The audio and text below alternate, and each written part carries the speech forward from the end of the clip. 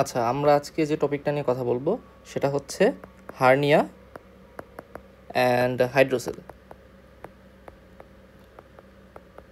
আচ্ছা, তো প্রথমে আমাদের যে জিনিসটা ক্লিয়ার হতে হবে সেটা হচ্ছে হার্নিয়া কি আর হাইড্রোসেল কি। আচ্ছা, তো আমরা যদি একটু বোঝার চেষ্টা করি সেটা হচ্ছে এটা হচ্ছে আমাদের অ্যাবডোমেন, এবং অ্যাবডোমেনের ভিতরে আমরা জানি আমাদের অনেক ধরনের কন্টেন্ট থাকে। তো সেই কন্টেন্টগুলো কোনো কারণে যদি অ্যাবডোমেনাল আমাদের ওয়ালে যদি কোনো একটা উইকনেস থাকে বা যদি কোনো একটা অ্যাবনর্মালিটি থাকে, সেখান থেকে যদি বাইরের দিকে বের হয়ে আসে তাহলে সেটাকে আমরা বলতেছি হচ্ছে হার্নিয়া। এবং খুব কমন একটা এরকম উইকনেস হচ্ছে আমাদের ইঙ্গুইনাল রিং। আমাদের ইঙ্গুইনাল রিংয়ের মধ্যে আমরা জানি যে ডিপ ইঙ্গুইনাল রিং থাকে, সুপারফিশিয়াল ইঙ্গুইনাল রিং থাকে, আমাদের নিচে স্ক্রোটাম আছে। তো দেখা যায় যে এই ডিপ ইঙ্গুইনাল রিং হয়ে সুপারফিশিয়াল ইঙ্গুইনাল রিং হয়ে খুব কমনলি এই কন্টেন্টগুলো স্ক্রোটামে চলে আসে। তো এটাকে আমরা বলতেছি হচ্ছে ইঙ্গুইনো স্ক্রোটাল সোয়েলিং বা ইঙ্গুইনো স্ক্রোটাল হার্নিয়া। তো এক কথায় বলতে গেলে আমাদের অ্যাবডোমেনের কোনো একটা কন্টেন্ট আমাদের বডিতে কোনো একটা উইকনেস দিয়ে বাইরের দিকে চলে আসবে, তো সেটাকে আমরা বলতেছি হচ্ছে হার্নিয়া। আর হাইড্রোসিল বলতে হলে আমরা জানি যে আমাদের যে স্ক্রোটামের ভিতরে আমাদের যে টেস্টিস আছে, এই যে এখানে টেস্টিস আছে এবং টেস্টিসের একটা কাভারিং থাকে, সেটাকে আমরা বলি প্রসেসাস ভ্যাজাইনালিস। Processus vaginalis. তো আমাদের এই যে প্রসেসাস ভ্যাজাইনালিস আছে, এই প্রসেসাস ভ্যাজাইনালিস হচ্ছে বেসিক্যালি আমাদের পেরিটোনিয়ামের একটা পার্ট, এবং ডেভেলপমেন্টের সময় এটা আসলে পেরিটোনিয়ামের একটা পার্ট থাকে, এবং পরবর্তী সময়ে এটা হচ্ছে আমাদের প্রসেসাস ভ্যাজাইনালিস রূপে আমরা এটাকে টেস্টিসের কাভারিং রূপে দেখতে পাই।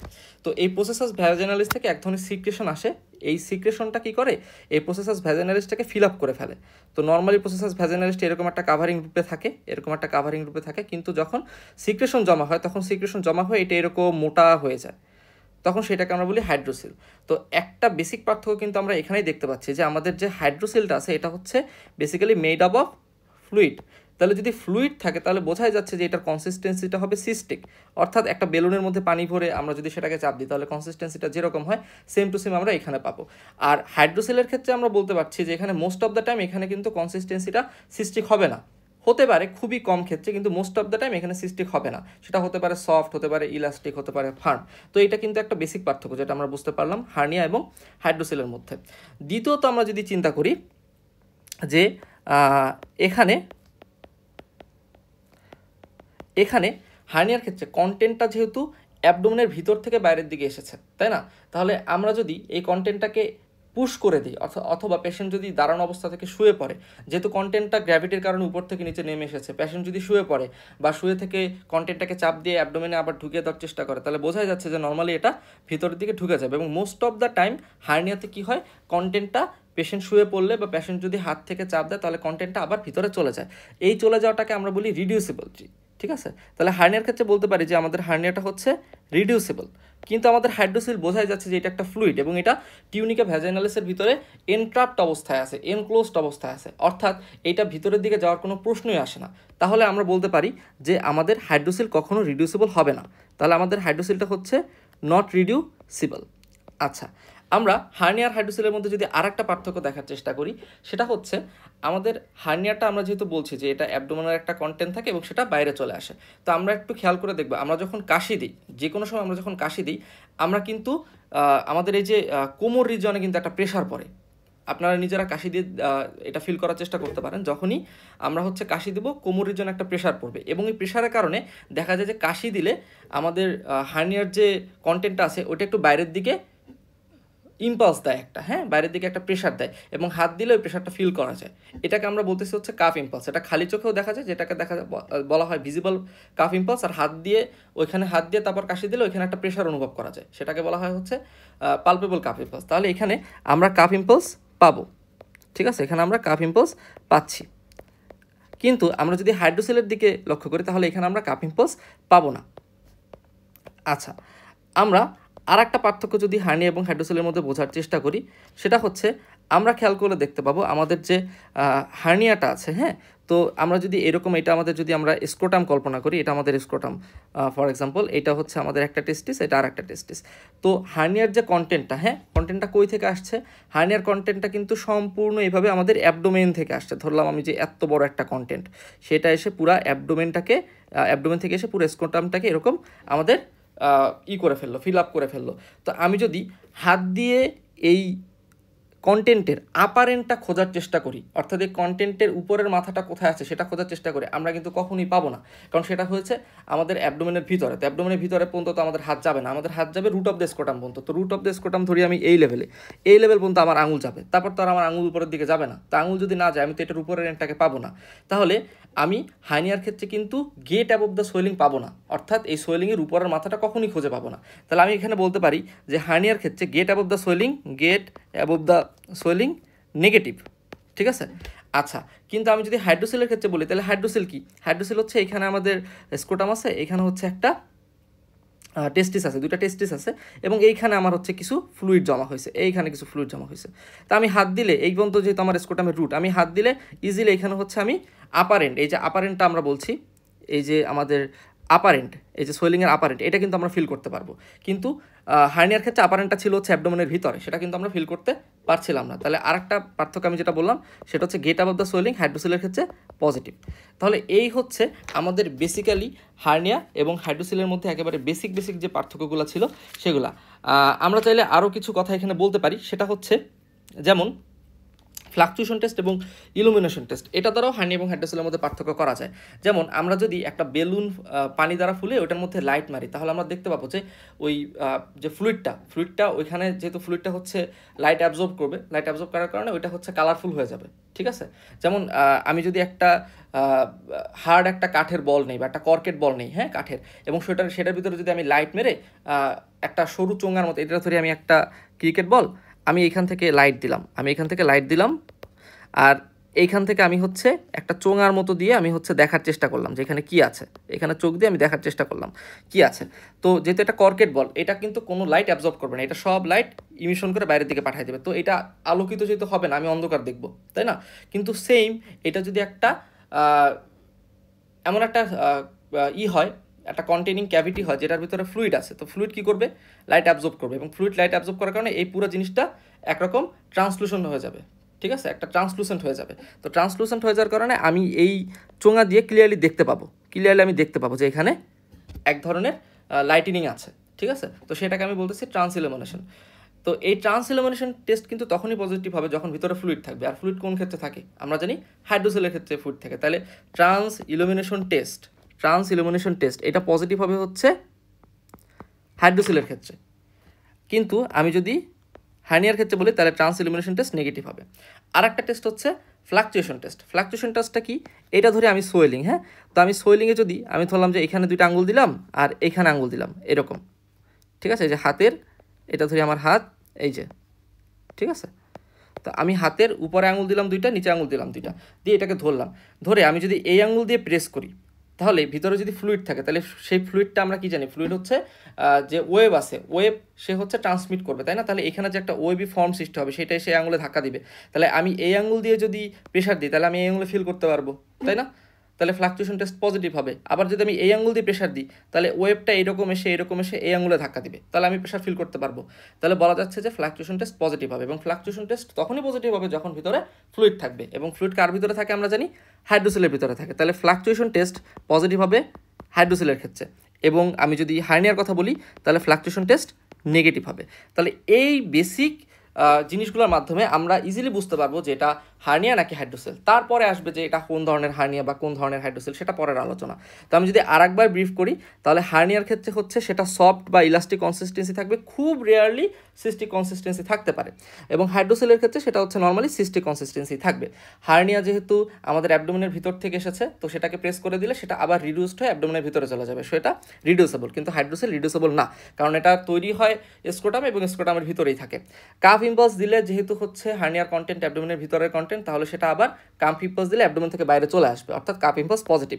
কিন্তু হাইড্রোসেলের ক্ষেত্রে এমনটা হয় না, কারণ এটা স্ক্রোটামে থাকে এবং কাফ ইম্পালসের সাথে এর কোনো সম্পর্ক নেই। তারপর হচ্ছে গেট অ্যাবভ দ্য সোয়েলিং। তো আমাদের হার্নিয়া যেহেতু অ্যাবডোমেনের ভিতর থেকে আসতেছে, এটার আপারেন্টটা অ্যাবডোমেনই থেকে যায়, অর্থাৎ এটার আপারেন্টটা আমি কখনো হাত দিয়ে ফিল করতে পারবো না। তাহলে get above the swelling negative. আর এটার ক্ষেত্রে হচ্ছে হাইড্রোসেলের ক্ষেত্রে হচ্ছে get above the swelling positive, কারণ এটা সম্পূর্ণটা স্ক্রোটামের ভিতরেই তৈরি হয়, স্ক্রোটামের ভিতরেই থাকে। ট্রান্স ইলুমিনেশন টেস্ট, এটা যদি ভিতরে ফ্লুইড থাকে তাহলে লাইট দিলে এটা এক ধরনের ফ্লুরোসেন্সি দেখা যাবে, সেটাকে আমরা বলতেছি ট্রান্স ইলুমিনেশন টেস্ট। তো যেক্ষেত্রে ফ্লুইড থাকবে ভিতরে সেক্ষেত্রে এটা পজিটিভ হবে, এবং সেটা হচ্ছে হাইড্রোসেল। এবং আমাদের যে ফ্লাকচুয়েশন টেস্ট, অর্থাৎ এক আঙ্গুল দিয়ে প্রেস করলে আর এক আঙ্গুলে একটা ওয়েভি ফিলিং পাওয়া যাবে, হ্যাঁ, সেটা আমরা তখনই পাবো যখন ভিতরে হচ্ছে ফ্লুইড থাকবে, এবং সেটা হচ্ছে হাইড্রোসিলের ক্ষেত্রে। তো যদি হার্নিয়া এবং হাইড্রোসিলের মধ্যে পার্থক্য করতে বলা হয়, আমরা আশা করি ইজিলি এই পয়েন্টগুলো দিয়ে পার্থক্য করতে পারবো। এখন আমরা আসি কিভাবে আমরা হার্নিয়া এক্সামিন করব, অর্থাৎ এটা কোন ধরনের হার্নিয়া, কোন পজিশনে আছে, কতটুকু বড় হয়েছে, এটা কমপ্লিট নাকি ইনকমপ্লিট, ডিরেক্ট নাকি ইনডিরেক্ট, এই জিনিসগুলো আমরা একটু দেখার চেষ্টা করব।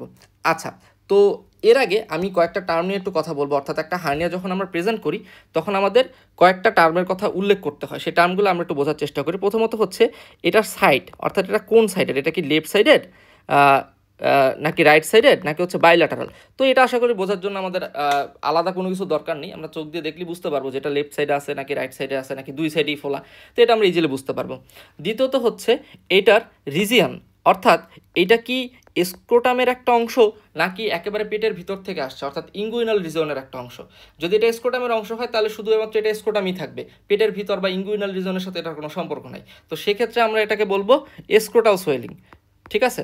আর যদি এমন হয় যে এটার আপারেন্টটা অ্যাবডোমেনের ভিতরে রয়ে গেছে, আপারেন্টটা ফিল করা যাচ্ছে না, তখন সেটাকে আমরা বলবো যে ইঙ্গুইনো স্ক্রোটাল সোয়েলিং, ইঙ্গুইনো স্ক্রোটাল সোয়েলিং, বা এটাকে অনেকে স্ক্রোটাল ইঙ্গুইনাল সোয়েলিংও বলে থাকে। তাহলে দুইটা পয়েন্ট গেল। 3 নম্বর পয়েন্টটা আসবে যে আমার এই যে সোয়েলিংটা আমি পেলাম এটা কি কমপ্লিট নাকি ইনকমপ্লিট, ঠিক আছে। তো এইটা করার জন্য আমি টেস্টিসটা পালপেট করব, ঠিক আছে। যেমন আমি ধরলাম যে এটা হচ্ছে আমার স্ক্রোটাম, তাহলে আমার এইখানে একটা টেস্টিস আছে, এইখানে একটা টেস্টিস আছে। এখন সোয়েলিংটা যদি এমন হয় যে সোয়েলিংটা এতই বড়, হ্যাঁ, এটা এতই বড় যে এটা পুরা আমার এই যে টেস্টিসের সাথে মার্জ হয়ে গেছে কাইন্ড অফ, অর্থাৎ আমি আলাদা করে আমি যখন এই যে টেস্টিসের নিচে হাত দিব, আমি ধরলাম যে আমি এখান থেকে আঙুল দিচ্ছি, হ্যাঁ, এখান থেকে আঙুল দিয়ে আমি টেস্টিসটা ফিল করার চেষ্টা করছি, আমি এইখানে আঙুল ঢুকিয়ে দিচ্ছি, এইবার আবার আঙুল ঢুকিয়ে আমি নিচ থেকে প্রেস করে টেস্টিসটা আলাদা করে ফিল করার চেষ্টা করছি, কিন্তু আমি পাচ্ছি না। তখন আমাকে বলতে হবে যেটা কমপ্লিট সোয়েলিং, অর্থাৎ সোয়েলিংটা পুরো কমপ্লিটলি স্ক্রোটামকে ঘিরে রেখেছে, এর জন্য আমি টেস্টিসটা আলাদা করে ফিল করতে পারছি না, ঠিক আছে। তো সেক্ষেত্রে আমরা এটাকে বলবো কমপ্লিট সোয়েলিং। কিন্তু যদি এমন হয় যে এটা স্ক্রোটাম আছে, এইখানে টেস্টিস এবং এই পর্যন্ত সোয়েলিংটা আসছে, ঠিক আছে, তো আমি এইখানে আঙ্গুল দিয়ে আমি ইজিলি বুঝতে পারবো, আমি ইজিলি টেস্টিস আর সোয়েলিংটাকে আলাদা করতে পারবো, অর্থাৎ আমার সোয়েলিংটা তখন কমপ্লিট না, ঠিক আছে।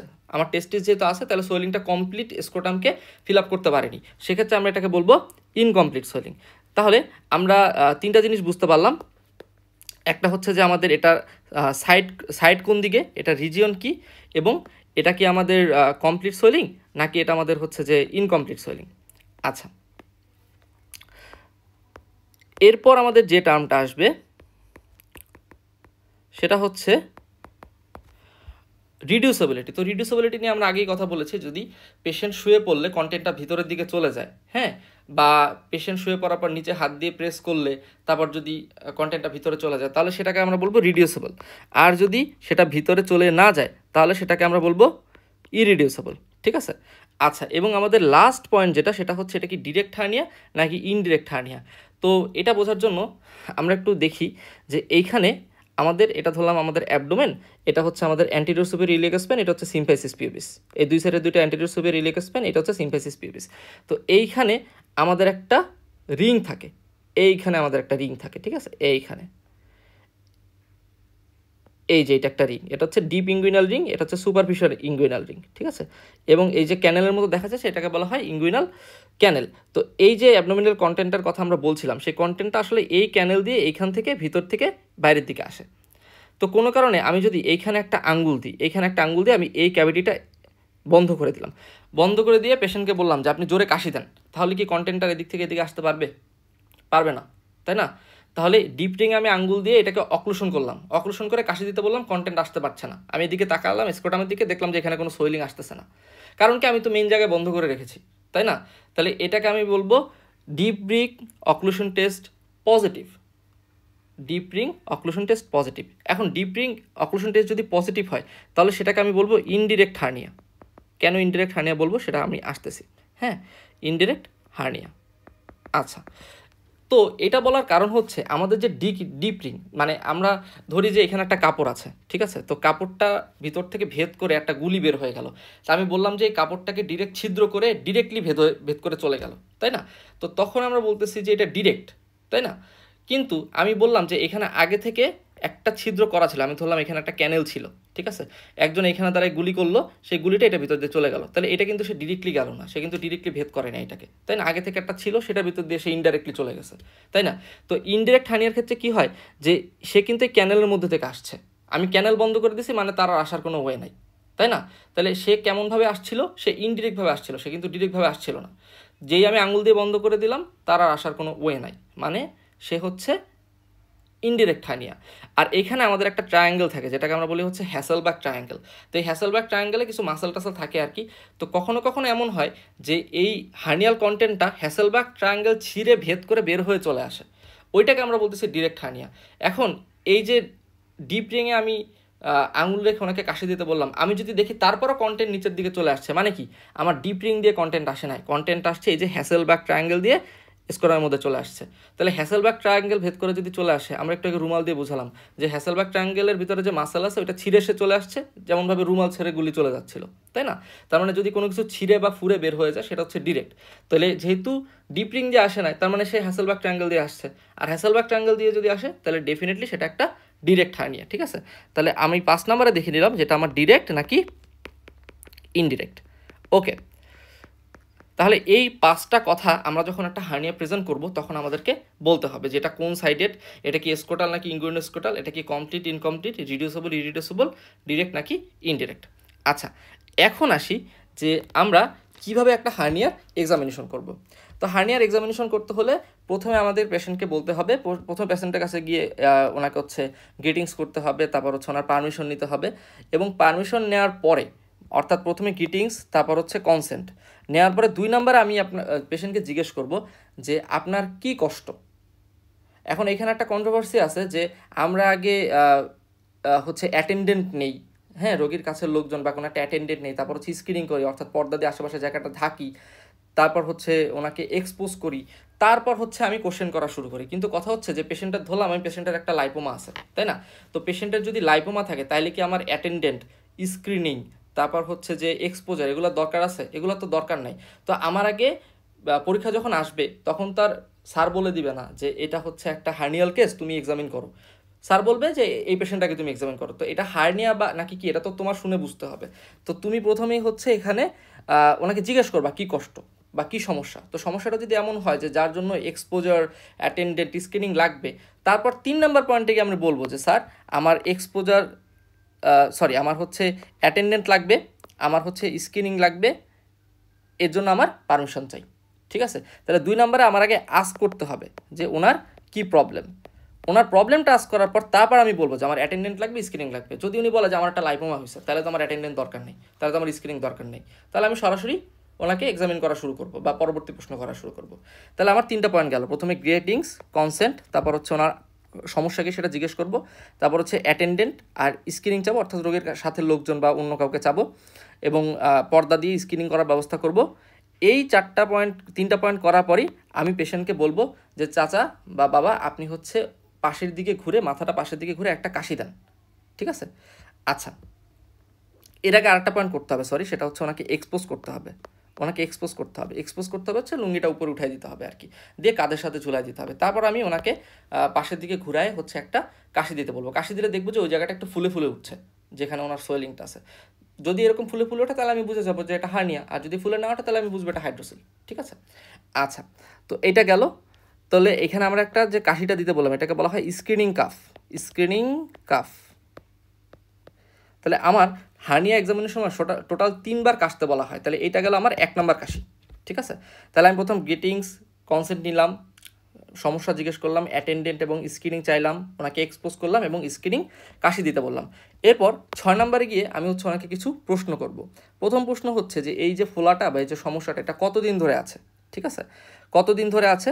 তারপর প্রশ্ন করব যে আপনার এটা কি ব্যথা আছে কিনা, তারপর প্রশ্ন করবো এটা কি আস্তে আস্তে বাড়তেছে নাকি অনেক দিন যাবত এরকমই আছে।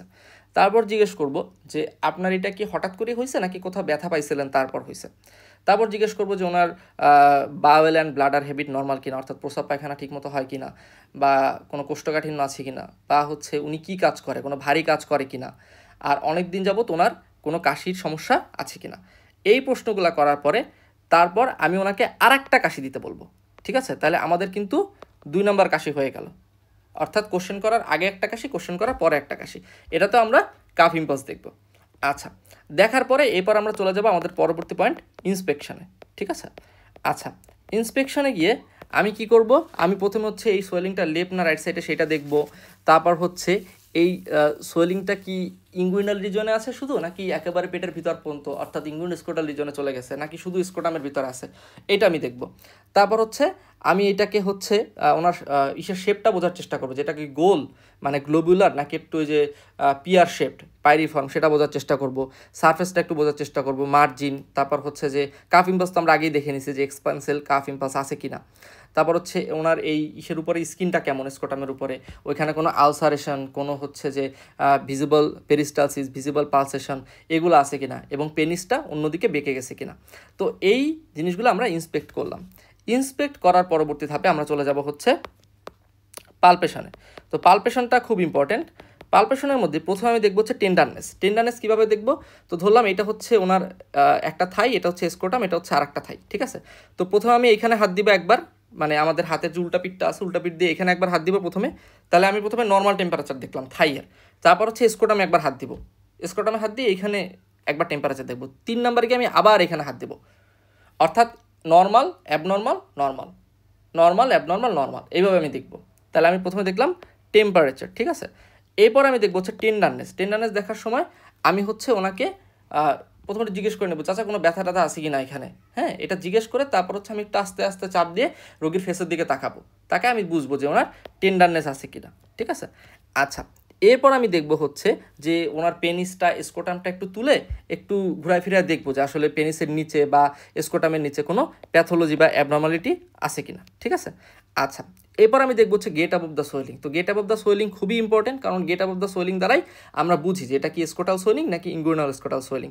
তো যেটা বলছিলাম আমি যে এটা নিয়ে আমি আগে আলোচনা করেছি যে এটা আমার স্কোটাম আছে, স্কোটামে এখানে হচ্ছে 2টা টেস্টিস আছে। তো সোয়েলিংটা যদি আমার শুধু ইঙ্গুইনাল রিজনে হয়, হ্যাঁ যে সোয়েলিংটা হচ্ছে আমার এই যে শুধু স্কোটাল রিজনে হয়েছে মানে এই পর্যন্ত, ঠিক আছে এই যে স্কোটাল সোয়েলিং, তাহলে স্কোটাল সোয়েলিং যদি হয় তাহলে এই পর্যন্ত থাকবে। তাহলে আমি যদি আঙুল দিই, আমি এইখানে স্কোটামে আঙুল দিয়ে আমি ফিল করতে পারবো যে উপরের মাথাটা এইখানে আছে, এই যে এখানে আমার উপরের মাথাটা আছে, তাই না? তাহলে আমি যদি এইখানে একটা গ্যাপ পাই, এখানে যদি আমি একটা গ্যাপ পাই তাহলে বুঝতে পারবো যে আমার এটা স্কোটাল সোয়েলিং, অর্থাৎ প্যাথোলজিটা আমার সম্পূর্ণ স্কোটামের ভিতরে আছে। এবং সেক্ষেত্রে এই যে টেস্টিসের পিছন দিয়ে যে হচ্ছে স্পার্মাটিক কর্ড বেরোয় সেটা আমি আঙুল দিয়ে ফিল করতে পারবো। ঠিক আছে, আচ্ছা আর যদি এমনটা হয় তাহলে আমি বুঝবো যে এই প্যাথোলজিটা বা সোয়েলিংটা সম্পূর্ণ স্কোটামের পার্ট, তাহলে সেটাকে আমি বলবো স্কোটাল সোয়েলিং। আর যদি আমি সেটা ফিল করতে না পারি, হ্যাঁ যদি এমন হয় যে এটা স্কোটাম থাকলো, এটা 2টা টেস্টিস থাকলো এবং সোয়েলিংটা সম্পূর্ণ একেবারে পেটের ভিতরে উঠে গেছে, তাহলে আমি কি আঙুল দিয়ে কখনো এটার উপরের মাথায় এই বর্ডার ফিল করতে পারবো? পারবো না, কারণ আঙুল যাবে এই পর্যন্ত আর এইটার মাথা আছে উপরে, তার মানে get up of the swelling তখন নেগেটিভ। তাহলে get up of the swelling যদি পজিটিভ হয় তাহলে সেটা স্কোটাল সোয়েলিং, আর get up of the swelling যদি নেগেটিভ হয় অর্থাৎ উপরের মাথাটা পাওয়া যাচ্ছে না, তখন সেটা ইঙ্গুইনাল স্কোটাল সোয়েলিং, অর্থাৎ একটা মাথা আছে স্কোটামে, একটা মাথা আছে ইঙ্গুইনাল রিজনের ভিতরে। ঠিক আছে, তাহলে সেটাকে আমি বলতেছি গেট অ্যাবভ দ্য সোয়েলিং। আচ্ছা এবার আমি দেখবো হচ্ছে এটা কনসিস্টেন্সি। তো কনসিস্টেন্সি দেখার জন্য জাস্ট একটু প্রেস করব, প্রেস করে বোঝার চেষ্টা করবো এটা কি সিস্টিক, অর্থাৎ ওই যে বেলুনের ভেতরে পানি ভরে দিলে তারপর চাপ দিলে যেমন হয় সেরকম, নাকি একটু হচ্ছে সফট ইলাস্টিক ফার্ম, কেমন সেটা আমরা একটু বোঝার চেষ্টা করব। ঠিক আছে, এবং যদি কনসিস্টেন্সিটা সিস্টিক হয় তখন আমাকে ধারণা করতে হবে, মনের মধ্যে বদ্ধমূল ধারণা এটা পোষণ করতে হবে যে এটা সিস্টিক মানে এটা হাইড্রোসিল, এবং হাইড্রোসিল হইলে আমাদের কি করতে হবে ফ্লাকচুয়েশন টেস্ট এবং হচ্ছে আমার ট্রান্স ইলুমিনেশন টেস্ট করতে হবে। ঠিক আছে, তা আমি প্রথমে কি করলাম কনসিস্টেন্সি করলাম, কনসিস্টেন্সি। তাহলে কনসিস্টেন্সি যদি সিস্টিক হয় তাহলে কি করতে হবে ফ্লাকচুয়েশন টেস্ট আর হচ্ছে ট্রান্স ইলুমিনেশন টেস্ট। ঠিক আছে, আর যদি এটা ফার্ম হার্ড সফট ইলাস্টিক হয় তাহলে এগুলো করার দরকার নেই, কারণ এগুলো যদি হয় তাহলে আমি বুঝবো যে এটা এক ধরনের হার্নিয়া, আর হার্নিয়াতে fluctuation test transillumination test সবসময় নেগেটিভ আসবে। ঠিক আছে, তো এটা আসলে করার কোনো মানেই হয় না, কিন্তু যদি সিস্টিক হয় তাহলে আমাকে ফ্লাকচুয়েশন টেস্ট আর ট্রান্স ইলুমিনেশন টেস্ট করতে হবে। তো এটার ইন্টারপ্রিটেশনটা একটু বলি। ফ্লাকচুয়েশন টেস্টে আমি তো বললাম যদি সিস্টিক হয় তাহলে প্রেস করে দেখবো 4 আঙ্গুল দিয়ে, এক আঙ্গুল দিয়ে প্রেস করবো, তার অপোজিট ক্রস আঙ্গুল দিয়ে আমি ধরি যদি আমি ইন্ডেক্স আঙ্গুল দিয়ে প্রেস করি তার অপোজিট সাইডের থাম দিয়ে ফিল করবো। ঠিক আছে, ওই যে ওয়েভি ফিলিংটা। আর ট্রান্স ইলুমিনেশন টেস্ট তো বললাম যে ওই একটা বেলুনের ভিতরে পানি ভরে যদি আমি একটা অন্ধকার রুমে এক সাইডে হচ্ছে যদি আমি এরকম এটা ধরি আমি বেলুন বা সোয়েলিং, তো এইখানে আমার থাকবে হচ্ছে টর্চ লাইট, ঠিক আছে, এটা দিয়ে আলো যাচ্ছে, আলো গিয়ে এটাকে হচ্ছে পুরোপুরি আমার ফিল করে দিচ্ছে, ঠিক আছে। তা আলোতে এই পুরো জায়গাটা হচ্ছে আলো দ্বারা ফিল আপ হয়ে যাচ্ছে এরকম। আর এইটার সাথে 90 ডিগ্রি অ্যাঙ্গেলে এখানে আমি একটা চোঙা রাখবো, একটা চোঙা রেখে এইখানে আমি চোখ দিব, এই যে এখানে আমি চোখ দিয়ে এটা দেখব, ঠিক আছে। আচ্ছা, এখন প্রশ্ন আসতে পারে যে এটা আমি 90 ডিগ্রি অ্যাঙ্গেলে কেন দিব, 180 ডিগ্রি অ্যাঙ্গেলে কেন দিব না? কারণ 180 ডিগ্রি অ্যাঙ্গেলে দিলে এখানে মাঝখানে দুটো টেস্টিস আছে, তাই না? তাহলে 180 ডিগ্রি অ্যাঙ্গেলে দিলে আমি যদি এইখানে চোখ দিই তাহলে আলোটা এই পর্যন্ত নাও আসতে পারে, কারণ ভিতরে টেস্টিস এটা ব্লক করে দিচ্ছে, এই জন্য 90 ডিগ্রি অ্যাঙ্গেলে দেখব। তাহলে এটা হচ্ছে আমার ট্রান্স ইলুমিনেশন টেস্ট। তাহলে ট্রান্স ইলুমিনেশন টেস্টে আমি কী করলাম, দেখলাম। এখন যদি এমন হয় যে consistency cystic, fluctuation test positive, মানে এটা পানি জাতীয় কিছু একটা আছে, কিন্তু দেখা গেল যে trans illumination test negative. Trans illumination test negative কেন হতে পারে? ধরলাম যে একটা বেলুনের মধ্যে লিকুইড আছে, কিন্তু সেটা সম্পূর্ণ স্বচ্ছ লিকুইড না, সেটা একটু ঘন বা একটু হেজি টাইপের লিকুইড। যেমন কি হতে পারে, যদি সেটার মধ্যে পাস থাকে, পুস থাকে, পায়োসিল, তাহলে ট্রান্স ইলুমিনেশন টেস্ট নেগেটিভ আসতে পারে। সেটা cystic, consistency cystic, fluctuation test positive, কিন্তু ট্রান্স ইলুমিনেশন টেস্ট নেগেটিভ, মানে সেটার মধ্যে কোনো ক্লিয়ার ফ্লুইড নাই, সেটার মধ্যে একটু হেজি ফ্লুইড আছে, যেমন পায়োসিল হতে পারে, পাস আছে, হেমাটোসিল হতে পারে, তাই না, যে তার মধ্যে ব্লাড আছে, ঠিক আছে। তাহলে এমন কন্ডিশনে এটা নেগেটিভ আসতে পারে, ঠিক আছে। এটা করলাম। তাহলে আমরা ইতিমধ্যে কী কী করলাম, আমরা হচ্ছে টেম্পারেচার দেখলাম, টেন্ডারনেস দেখলাম, তারপর হচ্ছে নিচে কোনো প্যাথোলজি আছে কিনা সেটা দেখলাম, স্কোটামার পেনিসের নিচে, get up of the swelling দেখলাম, কনসিস্টেন্সি দেখলাম। এবার আমরা আরেকটা পয়েন্ট দেখবো, সেটা হচ্ছে palpation of testis. Palpation of testis. আচ্ছা, পালপেশন অফ টেস্টিসের মধ্যে ওই তো বললাম যে এটা আমার স্ক্রোটাম আছে, তাহলে এই যে এখানে আমার দুইটা টেস্টিস থাকার কথা, তো আমি এইখানে এই যে আঙুল দিয়ে ধরে, বাইরে থেকে আঙুল দিয়ে ধরে এখানে আমি আঙুলগুলো দিব, এখানে আমি সবগুলো আঙুল দিব, আঙুল দিয়ে ধরে আমি হচ্ছে যে এখানে প্রেস করে বোঝার চেষ্টা করব যে এখানে আমি ফিল করতে পারছি কিনা, অর্থাৎ একদিকে সবগুলো আঙুল, অন্যদিকে থাম দিয়ে টেস্টিসটাকে আলাদাভাবে ধরার চেষ্টা করব। যদি ধরতে পারি তাহলে বুঝতে হবে যে টেস্টিসটা আলাদা আছে, অর্থাৎ আমার সোয়েলিংটা সম্পূর্ণ স্ক্রোটাম ফিল করতে পারে না, তাহলে সোয়েলিংটা ইনকমপ্লিট। আর যদি ফিল করতে না পারে তার মানে সম্পূর্ণ জায়গা জুড়ে আমার টেস্টিসটা আছে, সোয়েলিংটা আছে, তখন সেটাকে আমরা বলবো ইনকমপ্লিট সোয়েলিং, ঠিক আছে। তাহলে পালপেশন অফ দ্য টেস্টিস দ্বারা আমরা বুঝবো যে আমার সোয়েলিংটা কমপ্লিট নাকি ইনকমপ্লিট, ঠিক আছে। আচ্ছা, এতক্ষণ আমরা যে পালপেশনগুলো করছিলাম এগুলো সব কিন্তু পেশেন্টকে দাঁড়া করায়। ধরলাম এই আমাদের পেশেন্ট, ঠিক আছে, এই আমাদের পেশেন্ট, তাহলে এইখানে হচ্ছে স্কোটাম, আমি হচ্ছে এইখানে বসা ছিলাম, ঠিক আছে, অর্থাৎ পেশেন্টের মানে আমি হাঁটু গেড়ে বসে পেশেন্টের ওয়েস্টের লেভেলে গিয়ে তারপর আমি দেখছিলাম, তাহলে এগুলো আমি দাঁড়ায় করছিলাম সব এই পালপেশনগুলো। আচ্ছা, এরপর আমি কি করব, এবার আমি পেশেন্টকে শোয়াই দেবো, পেশেন্টকে খাটে শোয়াই দিয়ে তারপর হচ্ছে আমরা কিছু পালপেশন করব। তো এগুলোকে বলা হচ্ছে এক্সামিনেশন ইন লাইং পজিশন, এগুলো হচ্ছে আমাদের পালপেশনেরই একটা পার্ট। তো এগুলো কি করতে হবে, এগুলোর মধ্যে আমার প্রথম যে টেস্টটা করতে হবে সেটা হচ্ছে রিডিউসিবিলিটি টেস্ট। রিডিউসিবিলিটি টেস্ট। তাহলে রিডিউসিবিলিটি টেস্টে যদি পেশেন্টকে আমি শোয়াই দিই, পেশেন্টকে শোয়াই দিলে তারপর যদি আমার হচ্ছে ভিতরের দিকে কন্টেন্ট চলে যায়, বা পেশেন্ট যদি নিচে হাত দিয়ে চাপ দিয়ে কন্টেন্ট ভিতরে ঢুকাইতে পারে, তাহলে হচ্ছে রিডিউসিবিলিটি টেস্ট পজিটিভ। এবং পজিটিভ হলে সেটা কি, ডেফিনেটলি হার্নিয়া। আর যদি এমন হয় যে পেশেন্ট ঢুকাইতে পারতেছে না, তখন আমরা ট্যাক্সিস করব। ট্যাক্সিস করা মানে কি, যে ধরি এটা হচ্ছে আমার ইঙ্গুইনাল ক্যানেল বা ইঙ্গুইনাল রিং, ইঙ্গুইনাল ক্যানেল, হ্যাঁ। তো ইঙ্গুইনাল ক্যানেলে এইখানে হচ্ছে আমার কন্টেন্ট আছে, এই যে আমার কন্টেন্টটা এইখানে, ঠিক আছে। এটা ধরে আমার যে এটা হচ্ছে আমার স্কোটাম, এটা ধরে আমার স্কোটাম, এটা আমার স্কোটাম, এখানে ক্যানেল আছে, এখানে কন্টেন্ট, এখানে এই যে টেস্টিস। তো কন্টেন্টটা ভিতরের দিকে যাচ্ছে না, তো আমি কী করব, আমি হচ্ছে পেশেন্টের হাঁটুর নিচ দিয়ে ডান হাতটা ঢুকায়ে তারপর হচ্ছে বাম হাত দিয়ে এই যে ক্যানেলটা আছে ক্যানেলটাকে টান দিয়ে সোজা করবো, এই যে এদিকে ইন্ডেক্স ফিঙ্গার দিব আর এদিকে হচ্ছে থাম দিব, ঠিক আছে। থাম দিয়ে তারপর হচ্ছে আমি এটাকে কী করবো, আমি এটাকে মানে এরকম মানে প্রেস করার চেষ্টা করব, প্রেস করে এদিকে যে কন্টেন্ট আছে আমার ডান হাত দিয়ে কন্টেন্টটাকে প্রেস করব। তাহলে লেফট হ্যান্ড দিয়ে আমার হচ্ছে ইঙ্গুইনাল ক্যানেলটা পুশ করব, আর রাইট হ্যান্ড দিয়ে হচ্ছে কন্টেন্টটাকে পুশ করব, যাতে এটা ভিতরের দিকে ঢুকে যায়। এই প্রসেসটাকে বলা হয় ট্যাক্সিস। তো যদি শুয়ে গেলে এখানে তিনটা কন্ডিশন হতে পারে, যে পেশেন্ট শুয়ে পড়লো, শুয়ে পড়ার পর নিজে নিজে ঢুকে গেল, একটা কন্ডিশন। 2 নম্বর কন্ডিশন হচ্ছে পেশেন্ট চাপ দিল তারপর ঢুকে গেল, এটা একটা কন্ডিশন। এবং 3 নম্বর কন্ডিশন হচ্ছে আমি ট্যাক্সিস করলাম, অর্থাৎ আমি একটা বিশেষ প্রসেসের মাধ্যমে ঢুকাই দিলাম।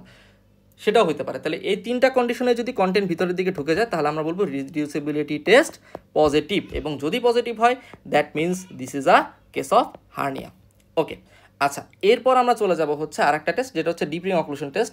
তো ডিপ রিং অক্লুশন টেস্ট বা ড্রট, এই ডিপ রিং অক্লুশন টেস্ট করার জন্য আমাদের যেটা জানতে হবে সেটা হচ্ছে আমাদের ইনগুইনাল ক্যানেলটা সম্বন্ধে আগে জানতে হবে, ইনগুইনাল ক্যানেলের লোকেশনটা সম্বন্ধে আগে জানতে হবে। তো ধরি যে এইটা একটা হিউম্যানের হিপ রিজিয়ন, তো এটা হচ্ছে আমার অ্যান্টেরিয়র সুপিয়ার আইলিয়াক স্পাইন, এবং এটা হচ্ছে আমার আম্বিলিকাস, এবং এটা হচ্ছে আরেকটা অ্যান্টেরিয়র সুপিয়ার ইলিয়াক স্পাইন। তো আমাকে প্রথমে কী করতে হবে, আম্বিলিকাস থেকে এরকম আঙ্গুল দিয়ে নিচের দিকে যেতে যেতে যেতে যেতে যেতে যেতে আমার সিম্ফাইসিস পিউবিসটা খুঁজে বের করতে হবে। ঠিক আছে, একটা বনি প্রজেকশন লম্বা উঁচা, আমরা হাত দিলেই বুঝতে পারবো। এখান থেকে আঙ্গুল দিয়ে আম্বিলিকাস থেকে ইন্ডেক্স ফিঙ্গার দিয়ে প্রেস করে করে করে করে নিচের দিকে আসতে থাকলে যেখানে বনি প্রজেকশন পাবো ওইটাই সিম্ফাইসিস পিউবিস। এখন আমরা যদি একটু খেয়াল করে দেখি, এই সিম্ফাইসিস পিউবিসের একটু পাশে একটু উপরে যে পয়েন্টটা এখানে আমাদের আছে সেটা হচ্ছে আমাদের পিউবিক টিউবারকল। ঠিক আছে, এবং এই পিউবিক টিউবারকল আর হচ্ছে আমাদের এইখানে যে হচ্ছে অ্যান্টেরিয়র সুপিয়ার ইলিয়াক স্পাইন, এই বরাবর থাকে হচ্ছে আমাদের ইঙ্গুইনাল লিগামেন্ট। ঠিক আছে, এবং এই ইঙ্গুইনাল লিগামেন্টের যে মিড পয়েন্টটা, এই মিড পয়েন্ট থেকে 1.25 সেন্টিমিটার উপর, 1.25 সেন্টিমিটার মানে 1 করের অর্ধেক পরিমাণ জায়গা উপরে এইখানে আমাদের থাকে হচ্ছে ডিপ রিং। এখানে যদি ডিপ রিং থাকে তাহলে ডেফিনেটলি এখানে আমাদের সুপারফিশিয়াল রিং থাকবে, এবং এর মাঝখানে যে ক্যানেলটা আছে এটা হচ্ছে আমাদের ইঙ্গুইনাল ক্যানেল, এবং এটা হচ্ছে এটা ডিপ রিং, এটা হচ্ছে সুপারফিশিয়াল রিং। তাহলে কন্টেন্টটা এই যে আমি যদি ধরি যে এটা আমাদের স্ক্রোটাম, ঠিক আছে, এটা আমাদের স্ক্রোটাম, এই ক্যানেলের ভিতর দিয়ে কিন্তু আমাদের এই যে আমাদের যে ক্যানেলটা আছে এই ক্যানেলের ভিতর দিয়ে কিন্তু আমার যে ওই যে কন্টেন্টটা প্রোট্রুশন হচ্ছিল এইখান থেকে প্রোট্রুশন হয়ে আসতেছিল। ঠিক আছে, তা আমি যদি এই জায়গায় প্রেস করি, এইখানে প্রেস করে ধরলে আমাদের এখানে যদি আমি আঙুল দিয়ে প্রেস করে ধরে আমি যদি পেশেন্টকে কাশি দিতে বলি তাহলে কি কন্টেন্ট আসতে পারবে? কন্টেন্ট আসতে পারবে না, তাই না? তাহলে কন্টেন্ট যদি আসতে না পারে তাহলে deep ring occlusion test positive, অর্থাৎ অক্লুশন করলাম আর আসলো না, তাহলে সেটা কি হবে? সেটা হবে ইনডিরেক্ট হার্নিয়া। কেন ইনডিরেক্ট হার্নিয়া হবে? পজিটিভ মানে হচ্ছে ইনডিরেক্ট হার্নিয়া। কেন ইনডিরেক্ট হবে? কারণ এটা একটা ইনডিরেক্ট রুটে আসছিল, হার্নিয়াটা একটা ইনডিরেক্ট রুটে আসছিল, যেই ইনডিরেক্ট রুট বন্ধ করে দিলাম সে আর আসতে পারছে না। কিন্তু যদি এমন হয় যে এখানে আমি প্রেস করে কাশি দিতে বললাম তারপরও কন্টেন্ট চলে আসলো, কেন চলে আসলো? কারণ কন্টেন্ট তো এই রুট দিয়ে আসে নাই, কন্টেন্ট এখানে হ্যাসেলবার্গ ট্রায়াঙ্গেল আছে, এই হ্যাসেলবার্গ ট্রায়াঙ্গেল ভেদ করে ছিঁড়ে এখান থেকে চলে আসছিল। তাহলে যেহেতু ছিঁড়ে ডিরেক্ট চলে আসছে তাহলে সেটা হচ্ছে ডিরেক্ট হার্নিয়া। তাহলে ডিপ রিং অক্লুশন টেস্টে প্রেস করে কাশি দিতে বলার পরেও যদি কন্টেন্ট চলে আসে অর্থাৎ অক্লুশন না হয় তাহলে সে ডিরেক্ট রুটে চলে আসছে, ডিরেক্ট হ্যাসেলবার্গ ট্র্যাক্ট ভেদ করে, হ্যাসেলবার্গ ট্রায়াঙ্গেল ভেদ করে চলে আসছে, তাহলে সেটাকে আমি বলতেছি ডিরেক্ট হার্নিয়া। ঠিক আছে, তাহলে এই পয়েন্টগুলোই মোটামুটি আমাদেরকে দেখতে বলা হয়। অসকালটেশন আর পারকাশন আসলে এখানে তেমন কাজে লাগে না, আমাদের পালপেশনটাই ইম্পর্টেন্ট। এবং আমরা আসলে ফ্লাকচুয়েশন টেস্ট আর হচ্ছে ট্রান্সইলুমিনেশন টেস্ট, এই পয়েন্ট দুইটা আমরা শুধুমাত্র যদি কনসিস্টেন্সি সিস্টিক আসে অর্থাৎ হাইড্রোসিলের একটা সম্ভাবনা তৈরি হয় তখনই আমরা আসলে ফ্লাকচুয়েশন টেস্ট আর হচ্ছে ট্রান্সইলুমিনেশন টেস্ট করি, আদারওয়াইজ আমরা এই দুটা করি না। এবং যদি আমরা ফ্লাকচুয়েশন টেস্ট এবং ট্রান্সইলুমিনেশন টেস্ট পজিটিভ পেয়ে যাই, অর্থাৎ আমি বুঝে ফেলি যে এটা আসলে একটা হাইড্রোসিল বা হাইড্রোসিল লাইনের কিছু একটা পায়োসিল হেমাটোসিল, তাহলে আসলে কিন্তু আমাদের তখন এই রিডিউসিবিলিটি টেস্ট আর ডিপ রিং অক্লুশন টেস্ট করার দরকার নেই। তো আমি যদি এক সেন্টেন্সে পুরাটা বলি, আমি এক্সামিনেশন যেভাবে করে আসছিলাম ওভাবেই করব, ইন্সপেকশন হার্নিয়া হাইড্রোসিল দুই ক্ষেত্রেই সমানভাবে করব, করার পরে পালপেশনের ক্ষেত্রে temperature, tenderness, get above the swelling, consistency, এগুলা সবার ক্ষেত্রেই দেখব। হ্যাঁ, কনসিস্টেন্সি পর্যন্ত সবার ক্ষেত্রে দেখব। যদি দেখি যে কনসিস্টেন্সিটা হচ্ছে আমাদের কনসিস্টেন্সি পর্যন্ত আমি আসলাম, এখানে যে আমি সিরিয়াল দিছিলাম এই সিরিয়ালে আমি কনসিস্টেন্সি পর্যন্ত সবার ক্ষেত্রে আসবো। এই যে হ্যাঁ, আমি এই পালপেশনে temperature, tenderness, pathology, get up of the swelling, consistency পর্যন্ত সবার ক্ষেত্রে আসবো। এসে যদি আমি দেখি যে কনসিস্টেন্সিটা সিস্টিক, তাহলে আমি ফ্লাকচুয়েশন টেস্ট আর ট্রান্সইলুমিনেশন টেস্ট করে আমার এক্সামিনেশন শেষ করে দেবো, আর কিছু দরকার নেই।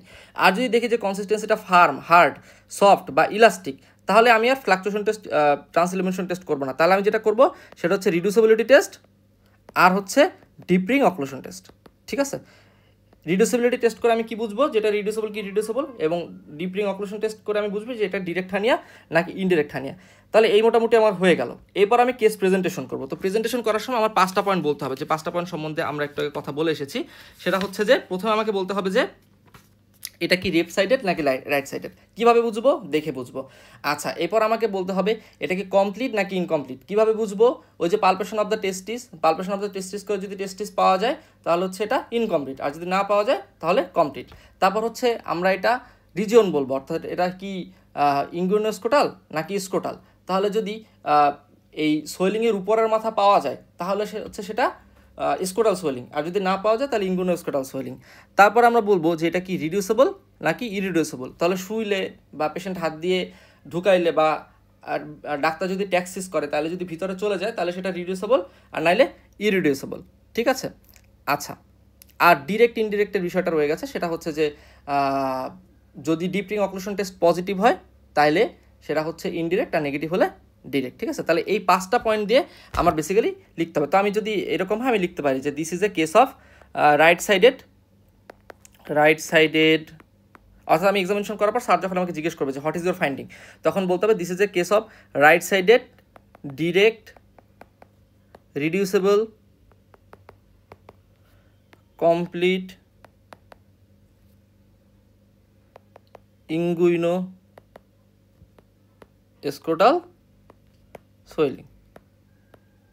এখন এখানে রাইট সাইডের জায়গায় লেফট সাইড হতে পারে, ডিরেক্টের জায়গায় ইনডিরেক্ট হতে পারে, রিডিউসেবলের জায়গায় ইরিডিউসেবল হতে পারে, কমপ্লিটের জায়গায় ইনকমপ্লিট হতে পারে, ইনগুইনোস্ক্রোটালের জায়গায় স্ক্রোটাল হতে পারে। ঠিক আছে, এইভাবে আমাদের এক্সামিনেশন আমি যেটা পাবো সেটা অনুযায়ী আমার এই 5টা পয়েন্ট কিন্তু মাস্ট মেনশন করতে হবে, এই যে 5টা পয়েন্টের কথা বললাম। হ্যাঁ, তাহলে এই 5টা পয়েন্ট দিয়ে আমরা প্রেজেন্ট করবো কেসটা প্রেজেন্ট করার পরে তারপর আমি ইন্সপেকশনে যা যা পাইছি, অর্থাৎ আমার এই যে এখানে আমার হচ্ছে কোনো স্কার মার্ক আছে কি না, তারপর হচ্ছে আমার এটা শেপটা কীরকম, পাইরিফর্ম নাকি গ্লোবিউলার, এখানে হচ্ছে আমার স্কিনের কোনো ডিফর্মিটি আছে কিনা, কোনো আলসারেশন আছে কিনা, পজিশনটা কোনো দিকে মানে পেনিসের পজিশনটা কোনো দিকে ডেভিয়েট হয়ে গেছে কিনা, তারপর হচ্ছে যে এখানে কোনো টেন্ডারনেস বা ব্যথা আছে কিনা, হ্যাঁ, টেম্পারেচার রেজড কিনা, এই জিনিসগুলো আমাদেরকে প্রেজেন্ট করতে হবে। তবে বেসিক কথা হচ্ছে এই পাঁচটা যদি আমরা বলতে পারি তাহলে হচ্ছে আমাদের কেস প্রেজেন্টেশনের শুরুটা খুব ভালো হবে, এবং তারপর আরও যা যা ফাইন্ডিং যদি আমি পাই তাহলে বলবো, আদারওয়াইজ বলার দরকার নেই। তাহলে এই হচ্ছে all about hernia and hydrocele.